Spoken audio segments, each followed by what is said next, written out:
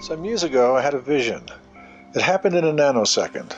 A brilliant, jewel-encrusted, overwhelmingly beautiful, angelic-looking being flashed in my mind's eye, shocking and compelling me to attempt a rendering of this astonishing vision.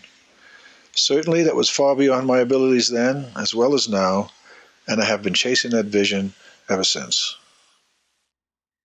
I was known primarily as a fantastic realist artist. In America, fantastic realism is known as visionary art. One evening I had this tremendous vision of this beautiful angelic being, and it blew me away. I came out and I tried right away to particularly paint this image I had, this vision I had, but it was too overpowering. I could never capture it. So I always saw angels as dynamic energy. Never saw feathers on them or feathered wings, but I did see this powerful collection of energy constantly manifesting in this particular form. And I felt this is what I had to search after. And I mean, I've been doing it for 35 years now, and I'm still looking and trying to capture what I saw in those first couple of visions. I went to work for CBS Columbia Records as an art director back in the early 60s, 1960s. Here we are making actually one of the first music videos, a group singing for Motown Records. Ultimately, I became the artist. In 1972, I shipped my van over and eventually discovered Caracas, Spain. I was looking for Dali, and I wanted to see this great master.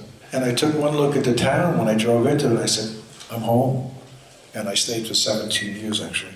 Back in Caracas, back in 1976, I started on this particular piece, which I call the Astral Circus. I sat down in 1976 to do it, and I got up in 1978 and was finished. So it took me 2 years to do it. It's just a painting of support, universal support. So it's such a joy to paint this stuff. What it does to paint like this, it's totally empowering.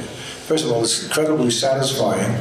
When we get that flow in painting, I can paint 2 days without stopping, not coming up for food or water, maybe just water. Getting up from a good day of painting, I feel like Superman, you know, and it's amazing what it's done for my spirit. I mean, continue with the portrait of Maki-san, who's a famous Japanese author. It's one of my favorite ones, actually. Quite a lot of inspiration to that one. This is self-portrait. This is another inspired portrait of Martina. This is a portrait I did of Terence. And we always talked about doing something together one day, and we did. Yeah, Terence wrote all the text that you see in our book. We were very good friends with Albert Hoffmann, and I was asked to do a portrait of Albert a couple of years ago. So we made an edition of 50 prints that Albert signed and I signed. Albert was a great inspiration. I mean, even in his final days, I think the last time we saw him, he was 100 or 101, and he was still incredibly lucid man. His mind was still sharp as a tack. And along the way, I've also done work, film work. Been invited to Hollywood, I've done a few things. I worked on the movie Dune. Giger and I were invited to work on a movie. The Mish technique is so magical. You know, we hate to see it disappear. And we're one of very few, maybe 2 or 3 people who teach the Mish technique. So what we're doing is passing on a tradition.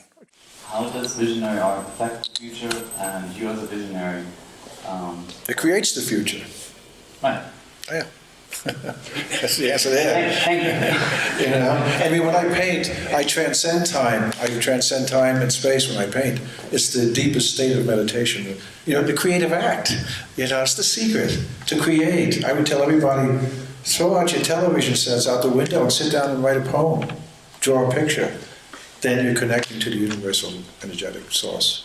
Struggle out there, but you just have to take the world by the horns, you know, and go for it. That's what I did. That's how it worked, but not everybody does that.